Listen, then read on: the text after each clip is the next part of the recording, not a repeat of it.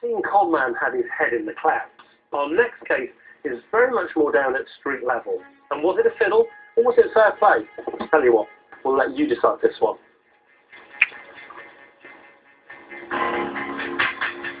Earlier this year, 69-year-old grandfather Tony Gaskell became Britain's fastest OAP, when it seemed he had completed the London Marathon in just 3 hours and 5 minutes. But he went from hero to zero when questions were raised about how he could have completed the second half of the course quicker than the current world record holder. Now, I've heard that Tony's around here somewhere, so come on, mate, get a shifty on.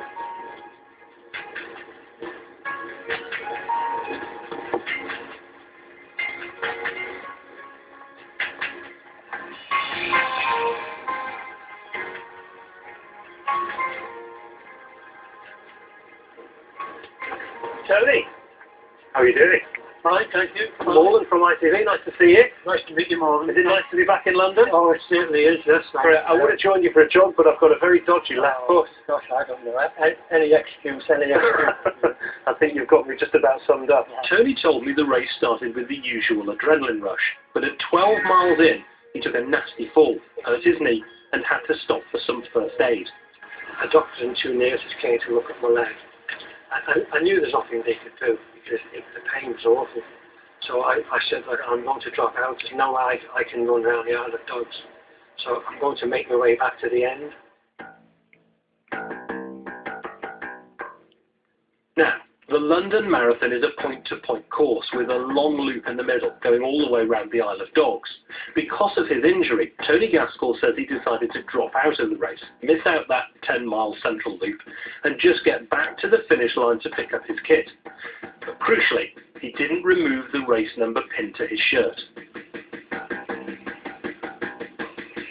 If a runner drops out of the race, they should take their number off and not complete the rest of the course. They should not go through the finish line. They should not take a finisher's medal. I understand that Mr. Gaskell did take a finisher's medal, did complete the rest of the course, and did not take a short cut up Whitehall or across Horse Guards Parade to retrieve his kit. If you don't have a number on at the London Marathon, they throw you off the course about half a mile before you finish the course, so you've got to keep your number on.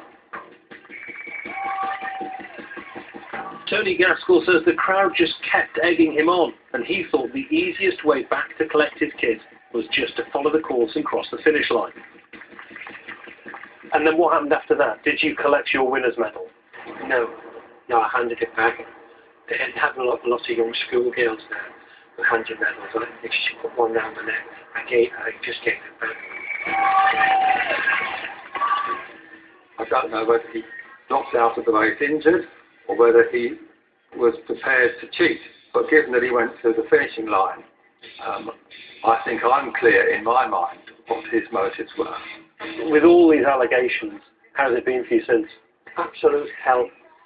My life hasn't been worth living, and even some of my own family have sent me to Coventry because they believe what they've read in the papers.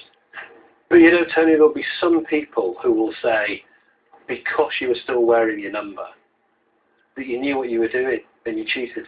Well, that'll just have to be. I know in my own heart that I dropped out of a race and that's all I did. Has it put you off ever running the London Marathon again? Oh no, I've even entered for next year. I doubt if I'll get in because my name now probably will be mud, but I'm still going to try.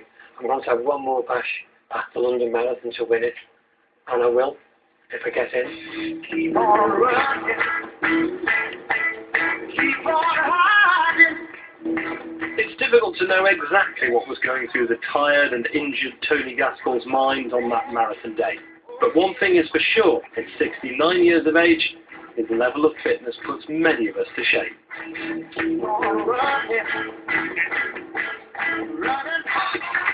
Next week on Fiddles, Cheats and